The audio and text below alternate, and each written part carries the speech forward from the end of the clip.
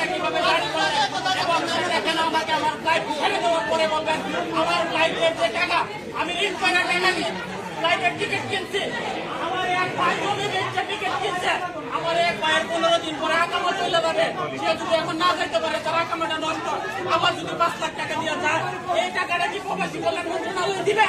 আমার এই 1 লাখ টাকা টিকিটের টাকাটা কি কল্যাণ মন্ত্রণালয় দিবে কিনা আমি সেটা জানতে চাই। আমার উত্তর দেন। আমি এই দেশের একজন নাগরিক হিসেবে আপনাদের কাছে এই উত্তরটা চাইতেছি। আমার দোষ থাকলে হয় আমাকে বলে দেন, আমি বাকি চলে যাবো। আমার দোষ আমরা অনেক শান্তশিষ্ট হবে 4 ঘন্টা অপেক্ষা করছি, তারপর আমরা মুখ করছি জবাব দেন জবাব দেন। আরে কোনো কাজ হয় নাই, তাদেরকে সার বলে কাজ হবে না, তাদের কাজ এইভাবে কাঁচা সারা জীবন ছিল এবং থেকে যাবে, তারা কোনোদিনও ভালো হবে না। হযরত শাহজালাল আন্তর্জাতিক বিমানবন্দরে প্রতিনিয়ত হয়রানির শিকার হচ্ছে প্রবাসীরা। গতকাল রাতে 20 জন লেবানন প্রবাসী বিমানবন্দরের ভেতরে প্রবেশ করার পর সংশ্লিষ্ট এয়ারলাইন্স থেকে যাবতীয় কার্যক্রম শেষ করে ইমিগ্রেশনে গেলে সেখানে দায়িত্বরত ইমিগ্রেশন কর্মকর্তারা এসব প্রবাসীদের তাদের অফিস কক্ষে নিয়ে যান।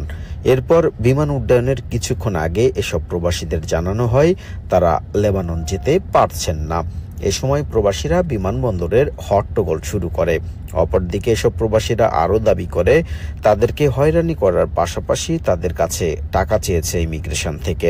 তবে এ বিষয়ে ইমিগ্রেশন থেকে কোনো বক্তব্য পাওয়া যায়নি। তবে এসব প্রবাসীদের বিষয়ে কি করা যায় সেটার বিষয়ে ঊর্ধ্বতন কর্তৃপক্ষের সঙ্গে আলোচনা করে পরবর্তী ব্যবস্থা নেওয়ার কথা জানিয়েছে বিমানবন্দর কর্তৃপক্ষ। যদিও সিভিল এভিয়েশন কর্তৃপক্ষ বলছে বিমানবন্দরে যাত্রী সেবা বেড়েছে, আদতে কতটুকু বেড়েছে সেটি নিয়ে সন্দেহ প্রকাশ করেছে প্রবাসীরা।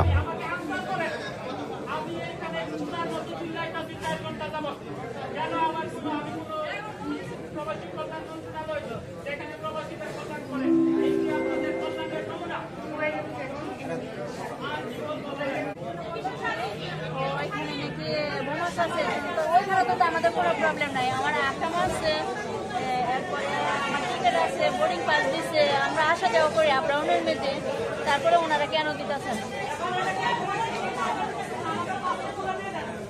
আপনাদের বৈধ সমস্ত কাগজপত্র আছে তাই তো, তারপরও দিচ্ছে না? এরা কিছু ইমিগ্রেশন থেকে কিছুই বলে নাই?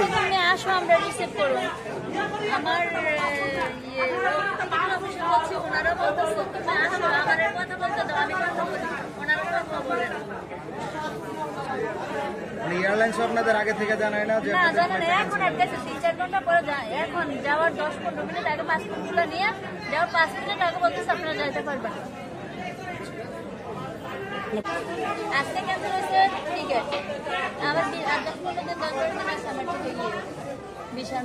আচ্ছা দেখেন তাহলে কথা বলে ফাইনালি কি যায় কিনা।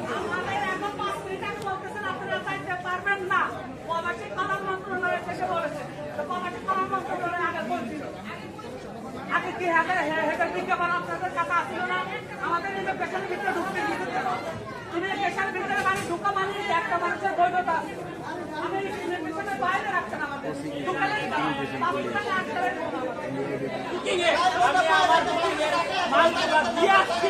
এই বুকিং এর লোকটা পর্যন্ত জানে না যে লেবানন লোক যাইতে পারবে না, আমার মালিকেও জানে না যে লেবানন লোক যাইতে পারবে না, আমার কপিলেও জানে না, এমনকি লেবানন এয়ারপোর্টও জানে না, এম্বাসিও জানে না।